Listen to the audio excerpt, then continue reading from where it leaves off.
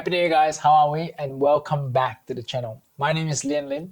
I'm the CEO slash founder of Dashboard Lim. And as you guys may already know from the brand name itself, we specialize in building dashboards. And we help brands like Pure, MyHigh, Poseidon Animal Health, just to name a few. We help them cut inefficiencies and improve profit margins. We are the so-called backend system operation guy, right? If you've been following us for a while, you must have seen some of the dashboards slash automation systems that we dish out from now and then. We've been rolling out content around the wins, but not necessarily sharing the behind the scene. So this year, I'm going to do something a bit different. I'm going to take you along with me in this journey and share some of the highs and the lows, some of the trade-offs that we have done, and key decision points that we've made to get to where we're at today. So yeah, let's start. Without further ado, let's dive into one of the first slash most common topic that I had. Actually, we also roll out a Scoo community not long ago. So maybe towards end of November, early December timeline, we roll out a Scoo community. We already have 2,000 to 3,000 subs. The link is in the bio. If you're interested to join our Scoo community to learn AI automations and how to build dashboards, click the link above. Click the link in the bio and you can get access to our Scoo community. At the moment, my Scoo is free, but who knows, down the track, might change it to a closed group slash paid group. Okay. But yeah, back to the first topic, which I got asked within the Scoo community and some of the comments and DMs that I've got in our X slash LinkedIn. It's like, the first topic, the most common topic is like, Lim, how the hell did you get your first client, right? How do you go about getting your first client? So let me share some insights and my personal journey in landing my first client. I was wind the clock back 18 months ago. I was already towards the end of my corporate career.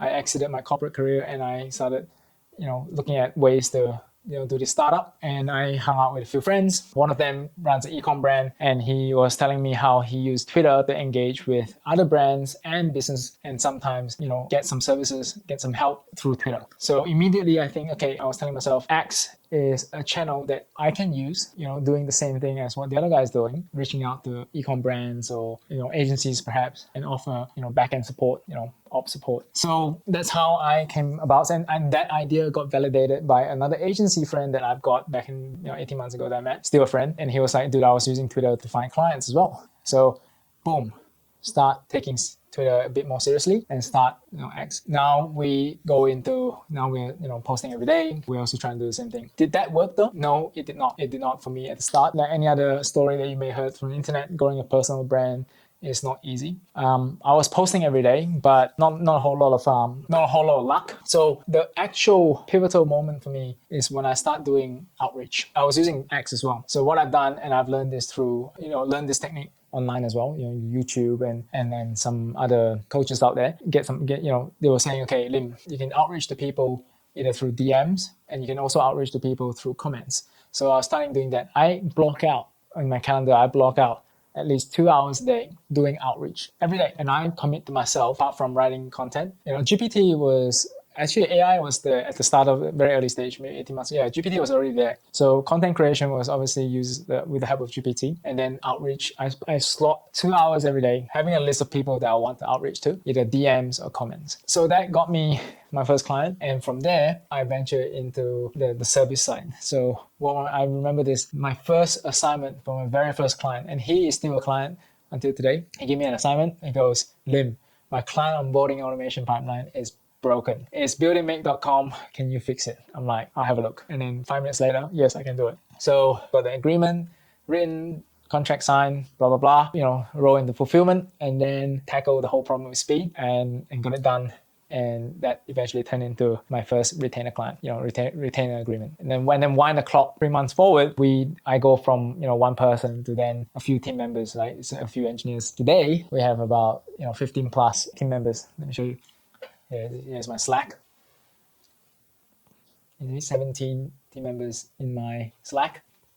So I guess what I think, I work with a fair bit of brands, right? And I've seen founders who, I would say majority of the founders who started their brand will focus a lot of time in sales and marketing. When I first started, I do it a bit different to what I do other people, right? To other brands. I split my time 50% of my time will go into the system side of things and 50% of my time will go into sales and marketing, because I truly believe the success of any brand / business is how, talent is one, but the system that houses the talent is the most important. It's the foundation to everything. So I spent time going into building this system, and for me to go to the next stage. So there's like departments which I'll explain later. But I learned a lot from building client system, and from all those key learnings, I then mold a version of my own. So moving on into, I guess, key learnings, if you like, moving from month 3 into month 6, let's say, month 3 to 6 to 12. So our first year, I think in the first year itself, we hit, so within the first 3 months, we crossed the 10K MRR mark.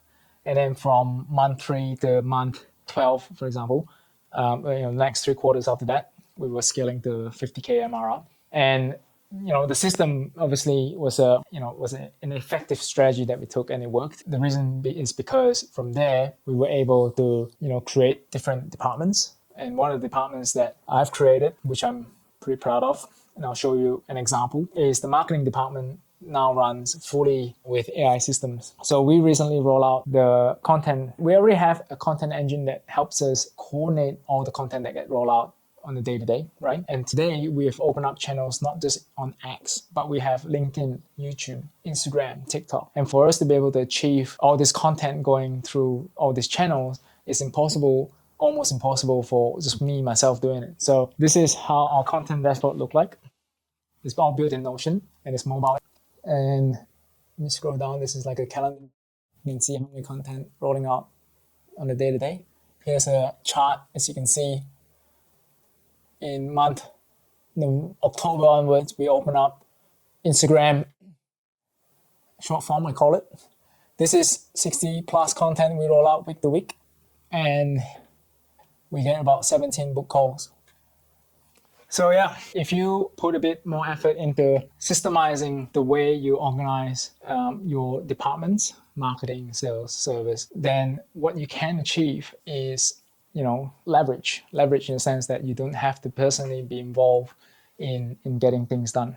So that's an example. Another question that came out on the workshop recently was along the lines of what is a key learning that I'll never forget as part of our agency journey to date. Is key learnings is for an AI agency, just for context, for an AI agency is the quotation or the proposal side of things. So for an AI agency, if you compare what AI agency does opposed to a marketing agency model may work a bit different. Yes, they might have a retainer model where they come in and they start to help you grow your brand, right? By managing your advertising channel like Google, Meta, so on and so forth. The way they do that is they would have a retainer service and they will have a performance-based service, performance-based reward system, right? Whereas for a AI automation agency, you can have a retainer model and you can have your build-out model, right? But you don't necessarily have the framework doesn't allow, it's not quite towards the performance model. Some agencies that I've spoken to may have the performance model where they build a SaaS platform per se, and then they start to introduce a percentage. Let's say, for example, I help you build this SaaS model or app, and in return, there's a build out cost, and then there is a percentage that agree with the client and say, okay, a percentage will come in as you make this app live, and we'll take a cut of that revenue. You can have that, but with our agency model, we don't necessarily go down that path. We specialize a lot more on creating an elite service that helps our client realize the efficiency gains, right? And to do that, we embed ourselves as what we call a tech partner. That being said, a lot of times your client or our client will come to us to understand your so-called timeline, right? So if you're engaged to do a piece of work in tech, to show your capability to be able to efficiently get the desired outcome is often measured with speed in our industry. So the biggest challenge / the biggest key learnings, and I would say until today, right?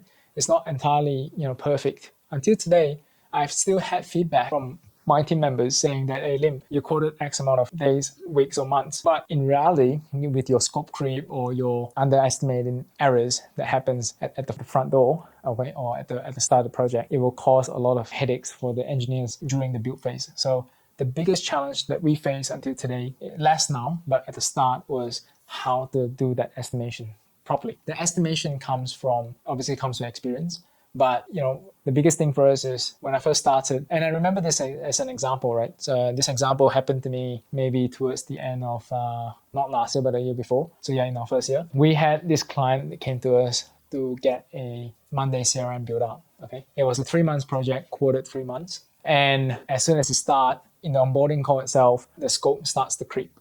Okay, the scope goes from building a CRM into having a data migration piece that comes with it. Now, if you haven't got any experience with data migration and you think, oh, this is an export CSV, upload into monday.com, then it takes 5 minutes. And that might be something that during your strategy calls or your audit calls, you haven't picked that up. So you're going from a CRM build to a data migration that comes with it. And so you underestimate the data migration effort, and the data migration is not considered done if it's not migrated, one for one. And so the whole project actually took us twice the effort. So it's meant to be coded 6 months, but it was coded 3 months. So engineers was unhappy, obviously, and your client is also fall short on his or her expectation on their end. So it was a shit show, right? And so we do that less now, but I would say that was our biggest challenge until today. I think there's definitely room for improvement. So yeah, I hopefully this short recording here help you guys, and come this new year, like I said, I'll do this more and more. If you have anything that you want to know a bit more about, how our journey looks like, and any comments, feedback towards this type of content, just drop a comment below. Let us know, let me know, and we will see you in the next one.